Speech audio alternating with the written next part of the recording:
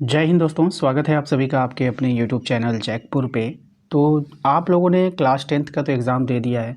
अभी आप लोगों का रिज़ल्ट नहीं आ रहा है, फिर भी मैंने आप लोगों के लिए क्लास 11 का प्रारंभ बैच स्टार्ट कर दिया है, जिसके ज़रिए आप हमारे चैनल के माध्यम से जुड़ेंगे और अपने परीक्षा की तैयारी बिल्कुल मुफ्त में और बढ़िया से आप कर पाओगे। ठीक है, क्योंकि इस बार आप लोगों का ऑब्जेक्टिव भी एग्ज़ाम होगा और सब्जेक्टिव भी होगा, इसलिए अभी से आप लोगों को पढ़ाई करनी है, मन लगा कर करनी है, ताकि आपको परीक्षा के समय किसी भी प्रकार का कोई भी प्रॉब्लम ना हो। तो चलिए शुरू करते हैं। यदि आप हमारे चैनल पे पहली बार विजिट कर रहे हैं, सब्सक्राइब करिएगा। इसके अलावा आप हमारे दिए गए नंबर पे एक मैसेज करके अपने व्हाट्सएप ग्रुप को जरूर ज्वाइन कर लीजिएगा। ठीक है, देखिए सबसे पहला सवाल में आपसे बोला गया, हम लोग चैप्टर 1 को कर रहे हैं। ठीक है, इसमें कह रहा है मेसोपोटामिया की जो पहली ज्ञात भाषा क्या थी आपको बताना है। तो देखिए मेसोपोटामिया की जो पहली ज्ञात भाषा थी वो सुमेरियन थी। क्या थी? सुमेरियन भाषा जो थी वो पहली ज्ञात भाषा थी। दूसरा सवाल देखिए, कह रहा है आपका मेसोपोटामिया में पुरातत्व खोजने की शुरुआत कब से प्रारंभ हुई है। तो मेसोपोटामिया में जो पुरातत्व खोजने की जो शुरुआत हुई है वो 1840 से प्रारंभ हुई है। ऑप्शन नंबर डी हो जाएगा। नेक्स्ट है, मेसोपोटामिया के महत्वपूर्ण नदियाँ कौन सी थी।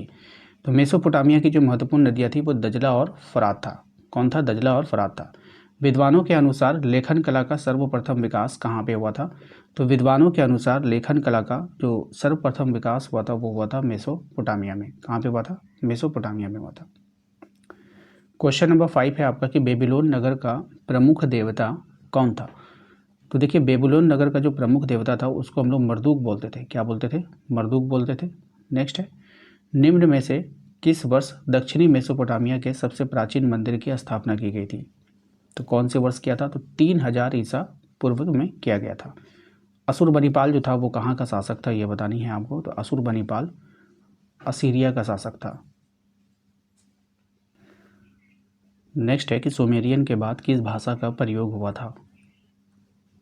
ठीक है, तो सुमेरियन के बाद जो भाषा का प्रयोग हुआ वो था आपका अक्कादियन।